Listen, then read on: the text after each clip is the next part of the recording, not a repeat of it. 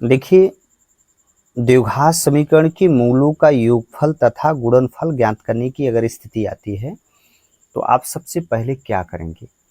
ये व्यापक समीकरण आपको दिया है, ax स्क्वायर धन bx बराबर 0 अगर आपको दिया है और इनका कहता है कि मूलों का योगफल और मूलों का गुणनफल ज्ञात कीजिए, तो आपको अच्छी तरह से पता है कि द्विघात समीकरण के दो मूल होते हैं।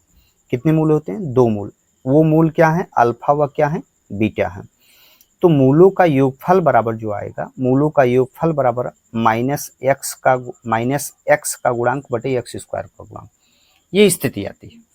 अब अल्फा प्लस बीटा, मूलों का योगफल बराबर अल्फा प्लस बीटा बराबर माइनस बी बाई ए कर दिया। माइनस बी बाई कितना कर दिया? ए कर दिया। अब यहाँ पर बी बाई ए कर दिया, उसके बाद मूलों का गुणनफल बराबर क्या करेंगे? अचर पद बटे एक्स स्क्वायर का गुणांक। अचर पद बटे कितना होगा? एक्स स्क्वायर का गुणांक करते हैं। अब उसके बाद यहाँ पर देख लीजिए, अल्फा इंटू बीटा बराबर क्या हो जाएगा? सी बाई ए। कितना कर देंगे? सी बाई ए, क्योंकि अचर पद कितना है? सी है। अचर पद यहाँ पर देख सकते हैं आप, अच्छी तरह से ये बात गौर कर सकते हैं कि यहाँ पर अचर पद कितना है? सी है। अब सी किया तो यहाँ पर सी की वैल्यू हमने रख दिया, देख लीजिए। तो अल्फा इंटू बीटा बराबर सी बाई कितना किया? ए किया। तो एक उदाहरण लेकर हम समझाते हैं कि मूलों का योगफल और मूलों का गुणनफल क्या होगा।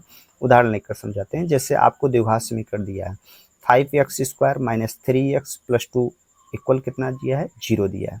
हमने आप लोग को कई बार बतलाया है कि द्विघात समीकरण की परिभाषा क्या होती है, जिसमें चर राशियों का उच्चतम घात कितना होता है? 2 होता है। तो ये द्विघात तो है ही। अब उसके बाद इसको व्यापक समीकरण से तुलना कर लेंगे। व्यापक समीकरण क्या होता है? ax स्क्वायर धन bx धन c बराबर कितना? 0। तो अब a की वैल्यू कितना है? 5 है। b की वैल्यू कितना है? -3 है। c की वैल्यू कितना है? 2 है। तो आपको एक बात बतलाया है हमने कि जब भी आप तुलना करेंगे चिन्हों के साथ में तुलना करेंगे। तो यहाँ पर देख लीजिए, आपको मूलों का योगफल की स्थिति दे रहा है। क्या दे रहा है? मूलों का योगफल की स्थिति दे रहा है। मूलों का योगफल बराबर अल्फा प्लस बीटा बराबर, अल्फा प्लस बीटा बराबर दे रहा है माइनस बी बाई ए। तो देखो बेटा, बराबर है तो बराबर, तो यहाँ पर देख लीजिए माइनस लगा हुआ है ना, तो माइनस रख दिया। और बी की वैल्यू कितना दिया है? -3 दिया है, तो -3 और बटे किया और कितना कर दिया? ए की वैल्यू कितना दिया है? 5 दिया, 5 रख दिया।